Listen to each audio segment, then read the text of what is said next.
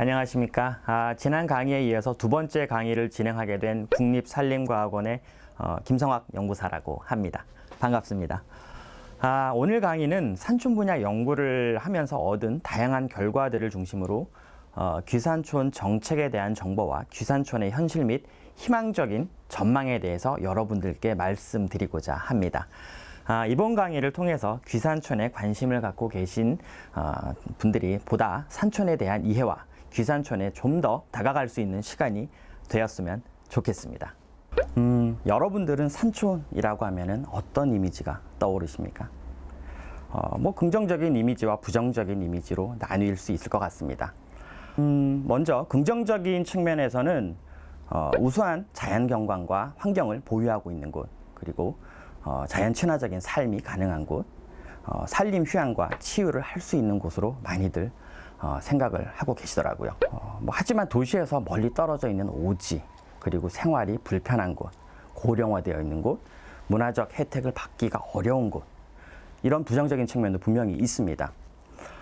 최근 저희가 실시한 산촌에 대한 도시민들의 인식조사 결과를 살펴보면 오지라고 하는 이미지가 주는 부정적인 요소들이 많이 줄어들고 있으며 자연환경이 잘 보존되어 있고 산림 치유 공간 제공, 이런 좀 긍정적인 측면에서의 어떤 평가가 높게 나타나는 것을 확인할 수가 있었습니다. 코로나 이후에 복잡하고 사람과 사람 대면이 불편해진 어떤 도시 생활에서 좀 더 벗어나서 좀 더 자유롭게 생활할 수 있는 곳, 그리고 삶의 가치를 추구하는 라이프 스타일의 변화 등이 반영된 결과가 아닌가라는 생각을 합니다.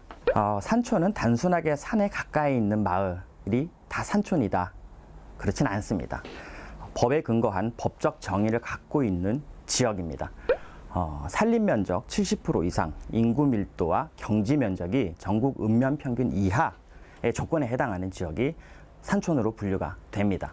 이러한 법적 조건에 충족하는 읍면 지역을 대상으로 하는 산촌 진흥 정책 사업들이 추진되고 있기 때문에 좀 구분해서 여러분들은 알아둘 필요가 있습니다. 그런 법적 정의에 따라서 구분되는 우리나라 산촌의 면적은 얼마나 될까요? 우리나라가 전 국토 면적의 70%가 산으로 구성되어 있다고 하죠. 우리나라의 약 한 43%를 차지하는 466개 읍면 지역이 산촌 지역으로 분류가 됩니다. 꽤나 방대한 지역이 산촌인 거죠. 하지만 눈으로 보아서는 사실 어느 곳이 산촌인지 농촌인지 잘 구분되지는 않습니다. 이러한 조건을 갖고 있는 지역이다 보니까 평지보다는 경사지가 많이 분포하고 있고 밭농사와 각종 임산물 생산을 중심으로 경제활동이 이루어집니다. 소득 창출에 있어서 별로 그렇게 좋은 어떤 조건은 아닙니다. 그러나 귀농이나 귀어보다는 택지나 농지가 저렴하기 때문에 보다 적은 비용으로 접근할 수 있다라고 하는 긍정적인 측면도 분명히 존재를 합니다. 국가의 정책적인 측면에서 살펴보면 귀산촌을 포함한 귀농귀촌은 도시화로 발생하는 다양한 문제를 해결할 수 있는 수단이기도 하고 지자체 입장에서는 존폐 위기를 극복할 수 있는 중요한 수단이 되기도 합니다. 우리나라는 출산율 저하에 따른 영향으로 이미 2017년에 노인 인구가 7% 이상에 해당하는 고령 사회에 진입을 하였습니다. 여기서 산촌만 분류를 해서 살펴보면 이미 산촌은 노인 인구가 30% 이상을 차지하는 초초고령 사회에 해당을 합니다. 현재의 추세대로 변화가 진행된다라고 하면은 30년 이내에 산촌의 80%가 인구가 살지 않는 곳이 될 수 있다라고도 하죠. 정말 그렇게 될 것인가에 대한 저의 생각은 꼭 그렇지는 않다라는 것입니다. 그 이유는 몇 가지가 있겠습니다만은 인구 감소 추세가 지금처럼 지속되지는 않을 것이다 라고 하는 어떤 것과, 그리고 또 이에 대응해서 국가와 지자체는 다양한 정책적인 노력을 하고 있고, 그리고 귀산촌 인구 또한 꾸준하게 유지가 되고 있다라고 하는 것이죠. 이러한 정책 사업 중에 예비 귀산촌인들이 큰 관심을 갖고 있는 것은 귀산촌 지원과 관련한 교육과 창업 및 주택 구입 융자 지원에 관한 내용이지 않을까 생각이 됩니다. 귀산촌 교육과 관련해서는 현재 한국임업진흥원을 중심으로 해서 정책 사업이 실행이 되고 있는데 귀산촌의 단계를 탐색 단계, 준비 단계, 실행 단계, 정착 단계로 구분한 맞춤형 귀산촌 전문 교육을 제공을 하고 있습니다. 귀산촌 교육과 관련한 구체적인 정보는 한국임업진흥원 홈페이지를 통해서 자세하게 확인을 해볼 수가 있습니다. 또한 귀산촌 창업 및 주택구입 융자 지원과 관련한 내용은 해당 지역 산림조합을 통해서 상세히 안내를 받으실 수가 있습니다. 이 외에도 농림부가 운영하고 있는 귀농귀촌 종합지원센터, 그리고 각 지자체별 귀농귀촌 지원센터를 통해서 다양한 정보를 얻으실 수 있으니까 관심 있는 분들은 인터넷 홈페이지를 통해서 살펴보시기 바랍니다. 저는 산촌 분야 연구를 하면서 관련 자료를 수집해서 분석을 하고 또 산촌 현장에서 다양한 분들을 만나서 소통을 합니다. 오늘 여러분들께 몇 가지 의미 있는 연구 결과를 소개를 해드리려고 합니다.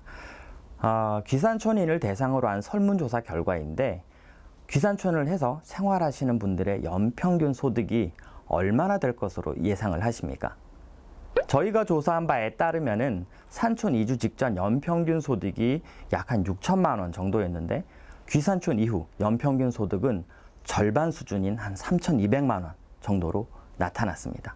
최근 다양한 언론 매체를 통해서 성공한 귀농귀촌인들이 많이 소개가 되고 있습니다만, 고소득을 올리는 것을 목표로 귀산촌 하는 것은 현실적으로 매우 어려울 수 있습니다. 하지만 흥미로운 결과로 경제적인 요인, 환경적인 요인, 그리고 사회 문화적인 요인 등을 종합적으로 고려한 생활 만족도 조사에서는 도시 생활 평균 만족도가 53점으로 나타난 반면에 산촌 이주 후 61점으로 높아지는 결과를 보였습니다. 또한 산촌에 계속 거주하겠습니까? 에 대한 질문에 대해서 응답자의 70.8%가 매우 그렇다, 그리고 24%가 그렇다라고 응답을 해서 귀산촌인의 지속적인 산촌 거주 의향은 매우 높은 것을 알 수가 있었습니다. 도시를 떠나 귀산촌에서 생활한다는 것, 여러 가지로 불편할 수가 있겠죠. 하지만 과거와 달리 IT 분야에서 세계 최강국인 우리나라의 특성상 많은 부분들이 극복이 되고 또 해결이 되고 있습니다. 또한 현재로서 언제 끝날지 모르는 포스트 코로나 시대의 비대면 사회 전환과 관련해서 산촌이 갖고 있는 우수한 환경 조건은 분명히 매력적인 요소임에는 틀림이 없습니다. 조금 더 가까운 미래를 살펴보자면은 4차 산업혁명 기술을 통한 의료, 사회복지 분야까지 다양한 불편한 요소들이 해결될 수 있도록 연구가 진행이 되고 있고, 이에 대응한 기술도 하나씩 마련이 되고 있습니다. 이제는 조건 분리 지역, 오지라고 하는 공간적인 한계가 그리 크게 문제가 되는 시대는 아닌 것 같습니다. 얼마 전 귀산촌인이 다양한 마을 사업을 주도하고 있는 산촌을 방문을 해서 마을 어르신들의 이야기를 들어볼 수 있는 기회가 있었는데요. 이런 이야기를 하시더라고요. 우리가 죽으면 자식들이 들어와 살 것도 아니고 누구라도 우리 마을에 들어와서 살아준다면은 환영할 일이지 라는 말을요. 많은 예비 귀산촌인들은 지역 주민과의 갈등으로 못 살고 나온다는 이야기 많이들 들어보셨을 거예요. 지역 주민들과 좋은 관계를 만들 수 있을까에 대한 걱정도 많이들 하실 겁니다. 실제 예비 귀산촌인 조사에서도 경제활동을 통한 소득 창출과 더불어서 주민과의 갈등에 대한 고민이 높게 나타나는 결과를 보였는데요. 모든 산촌이 다 그렇지는 않겠습니다만은 위기의식을 갖고 귀산촌인을 환영하는 마을들이 늘어나고 있습니다.